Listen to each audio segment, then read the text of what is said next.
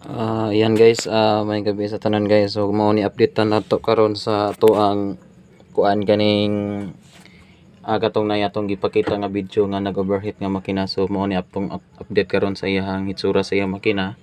Mao ni ang sitwasyon sa iyang makina karon nga sobra jud kayo nga pagka-overheat kay nakita nato ang pertid yung pagkasunugan sa iyang cylinder head. Mao ni siya. Mao ni siya guys. Perting pagkasunugan jud niya.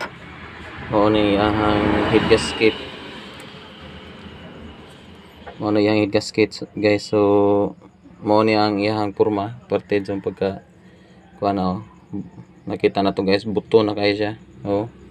Nagsiad na ang iyang mga kuan sa water bypass guys, sa iyang kuan tubig. Mao ni siya nakita na to. Nagsiad na ang iyang mga kuan. So perted ni siya pag overheat guys. So mao ni siya atong update karon nga ang iyang kuan mao ni ang porma sa iyang block guys. So ang iyang block nagsagol na ang iyang tubig, ning sud na sa iyang piston guys ang iyang kuan tubig guys, na sud na sa iyang piston. So ang atong buhaton ni guys kinahanglan jud ni nga kuan kaning baklason naton ni tanan para mahinloon nato sa ilawom tanan ang kuan ni guys. Unya ang iyang kuan po na ni guys kining iyang high tension wire mo na siya, iporma sa iyang high tension wire guys nga putol na siya guys tungod sa sobra kainit ang iyang kuan. Mo na siya ang porma guys sa iyang. Grabe ka kuan. Please like and subscribe sa atong video guys para updated ta sa atong mga video guys nga i-upload. So mo ni ang iyang porma sa spark plug guys. So na to makuha sa iyang hunsoy-hunsoy. Wala na to makuha kay pagbira na to guys nga nangaibot na ni siya dito ang kining iyang high tension wire.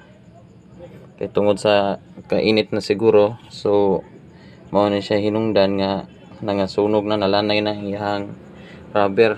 Nya nahibili na sa diri. So posibilidad ni guys ang iyang hunsoy-hunsoy sa ilawom ganing init na sa taman-taman. So posibilidad nga ning lanay ning pilit sa iyang kanang spark plug ang iyang kuan rubber. Unya mao ni siya. So ato na siyang gibungkag. Unya ang ato ang buhaton ni guys ni ka ugma ato na ning siyang hinluan tanan. Unya mao ni siya ang iyang kuan boday guys kaning iyang distributor. Ning leak na ang iyang oil guys tungod sa kainit. So ning buto ang iyang o-ring, ning tuskig mao ni siya ang o-ring niya guys, ning tuskig ang iyang o-ring tungod sa init na siyang makina. So ning leak jud may posibilidad sa mulik ang iyang mga oil tungod sa kainit na sa iyang makina guys. So please like and subscribe sa atong video guys and share. So para makatabang po ta sa uban ni guys. Thanks and God bless.